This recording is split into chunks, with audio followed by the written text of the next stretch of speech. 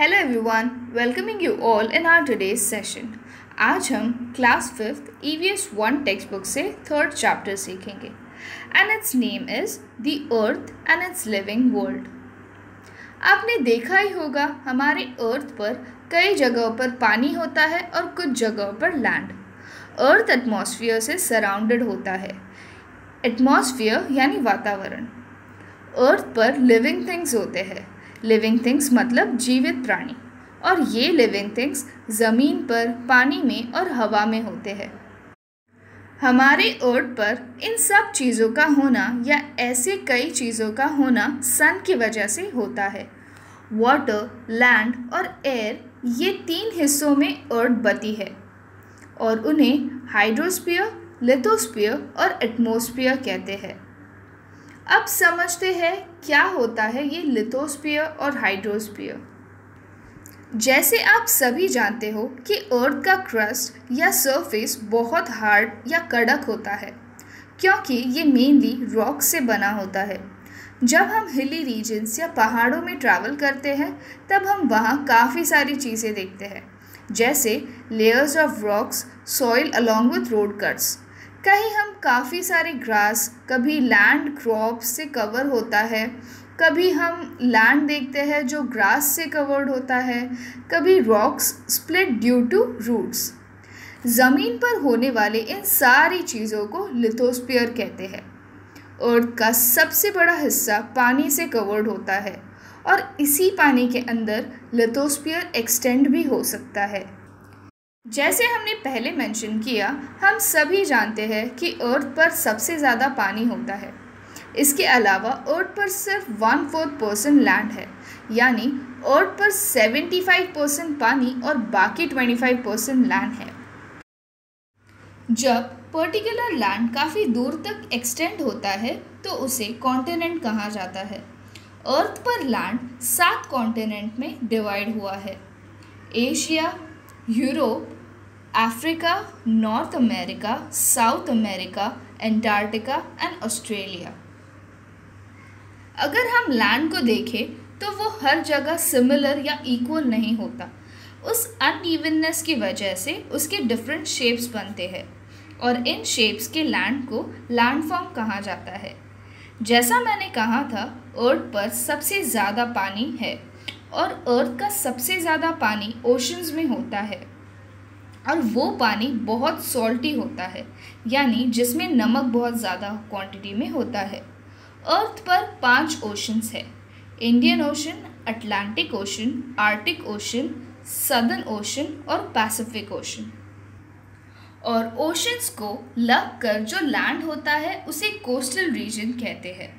Ocean के बगल में कई बार कई सारे वाटर बॉडीज़ फॉर्म होते हैं, जैसे sea, bay, gulf, creek etcetera, और ये ओशंस का पार्ट होते हैं। Surface water. There are several streams of water on earth. ये वाटर फ्लोइंग वाटर होता है, इसलिए ये सॉल्टी नहीं होता बट बहुत ही फ्रेश होता है। ये स्ट्रीम्स रील्स, ब्रूक्स, स्ट्रीम्स या रिवर के रूप में फॉर्म हो सकते हैं, और इन सब में से सबसे छोटा होता है रील्स, और सबसे बड़ी फ्लोइंग वाटर बॉडी होती है रिवर। इन सारे छोटे छोटे बॉडीज़ को मिलाकर रिवर बनती है। रिवर एक दूसरे के साथ जॉइन होकर एक बड़ी रिवर बनती है और उन्हें ट्रिब्यूटरीज कहते हैं। कई बार रिवर अचानक गिर जाती है और वाटरफॉल्स में कन्वर्ट होती है और सारे रिवर्स ओशन में जाकर मिलते हैं। लेक्स। अर्थ पर कुछ ऐसे वाटर बॉडीज़ हैं जो लो लाइंग एरिया में वाटर कलेक्ट होने से बनती है, और इन वाटर बॉडीज़ को लेक कहते हैं। Water in form of ice. हम ऐसे कई जगहों को जानते हैं जहाँ पर बर्फ़ गिरती है। तो ये कैसे होता है?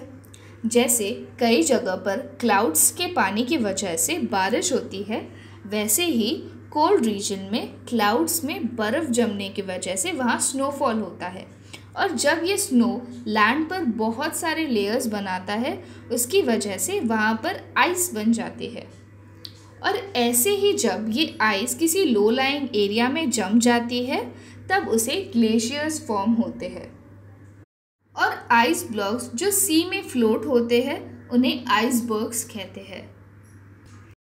ग्राउंड वाटर, इन सारे वाटर बॉडीज के अलावा भी अर्थ के अंदर काफ़ी सारा पानी जमा होता है और उसे ही ग्राउंड वाटर बॉडी कहा जाता है। दी एटमॉस्फेयर, अर्थ के अराउंड का envelope of air is known as atmosphere. जैसे जैसे हम ऊपर जाते हैं वैसे वैसे ये एयर कम होती जाती है। एयर में कई प्रकार के गैसेस होते हैं जैसे nitrogen, oxygen, water vapour and carbon dioxide. इन सब के साथ और भी गैसेस होते हैं बट बहुत स्मॉल क्वांटिटी में होते हैं। एटमॉस्फेयर के भी कुछ लेयर्स होते हैं जैसे ट्रोपोस्फियर, स्ट्रेटोस्फियर, मेसोस्फियर, आइनोस्फियर और एक्सोस्फियर। अर्थ के सरफेस से 13 किलोमीटर एक्सटेंड होने वाली लेयर को ट्रोपोस्फियर कहते हैं। ट्रोपोस्फियर में काफ़ी सारे बदलाव होते रहते हैं जो हमारे डे टू डे लाइफ में बहुत इफ़ेक्ट कर सकते हैं। सन के रेस की वजह से अर्थ का सरफेस हीट अप हो जाता है, इसलिए अर्थ के ऊपर वाली एयर सबसे ज़्यादा गर्म होती है। जैसे जैसे हम ट्रोपोस्फियर में ऊपर जाते हैं वैसे वैसे टेम्परेचर डिक्रीज़ होता है। सबसे ज़्यादा वाटर वेपर ट्रोपोस्फियर में जमा होता है, इसलिए हर weather related phenomena takes place in troposphere such as rain, clouds, fog, winds etcetera. अगर आप कभी माउंटेन्स पर क्लाइंब किए हो तो आपको हाई माउंटेन्स पर ये एहसास ज़रूर हुआ होगा कि वहाँ की एयर अर्थ सरफेस से काफ़ी अलग होती है। एरोप्लेन ट्रोपोस्फियर के हायर पार्ट में होते हैं, वहाँ की एयर काफ़ी अलग होती है, इसलिए ट्रैवलिंग के दौरान एयरवेज में पैसेंजर की ब्रीदिंग के लिए बहुत सारे प्रिकॉशंस लिए जाते हैं। ट्रोपोस्फियर के बाद ऑलमोस्ट अर्थ से 50 किलोमीटर्स पर स्ट्रेटोस्फियर होता है। स्ट्रेटोस्फियर के लोअर पार्ट में एक गैस लेयर होता है जिसे हम ओजोन लेयर कहते हैं। जब सन से अल्ट्रावायलेट रेज आती है तब ये ओजोन लेयर हमें उन रेज से प्रोटेक्ट करती है क्योंकि ये रेज लिविंग बीइंग्स के लिए काफ़ी हार्मफुल होती है। ट्रोपोस्फियर और स्ट्रेटोस्फियर के बाद ऐसे कई सारे लेयर्स होते हैं जिनका नाम है मीसोस्फियर, आइनोस्फियर और एक्सोस्फियर, और इन सारे लेयर्स को अर्थ का एटमॉस्फेयर कहा जाता है। हम सबको बारिश तो बहुत ही ज़्यादा पसंद होती है, बट क्या आपने कभी सोचा है कि बादलों में पानी कैसे जाता है और ये बारिश कैसे होती है? तो चलिए जानते हैं कैसे ये बारिश होती है। अर्थ का पानी सन की वजह से इवापोरेट होता है। जो पानी सॉइल के अंदर होता है वो भी सन की वजह से इवापोरेट होता है और अर्थ के एटमॉस्फेयर में एंटर हो जाता है। एयर के मुकाबले वाटर वेपर लाइट वेट करता है, इसलिए वो एटमॉस्फेयर में एक हायर पॉइंट पर चला जाता है और जैसे जैसे ये वाटर वेपर कूल डाउन होता है वैसे ही इसके फाइन ड्रॉपलेट्स यानी बूंदें बन जाती है।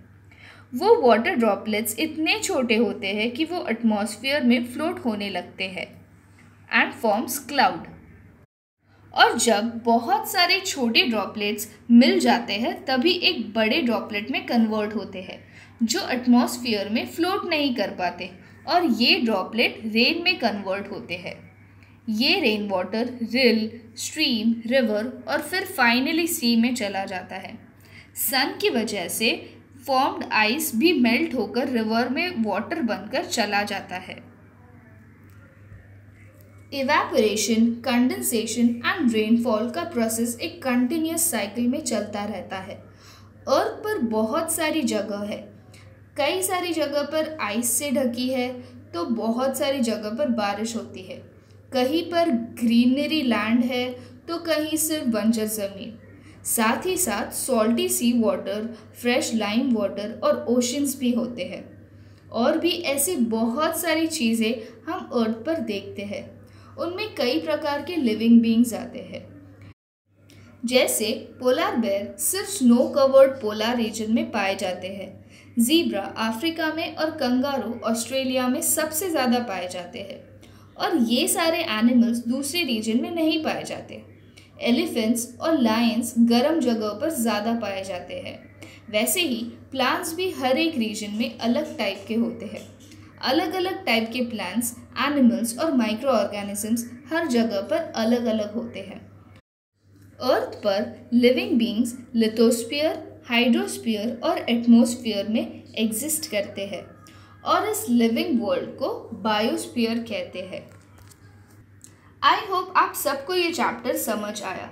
अगर आपको कोई भी डाउट हो तो नीचे कमेंट में ज़रूर लिखें और ऐसे कई सारे वीडियोस के लिए हमारे चैनल को सब्सक्राइब करना ना भूलें। इसी के साथ वीडियो को लाइक और शेयर भी करें। Thank you.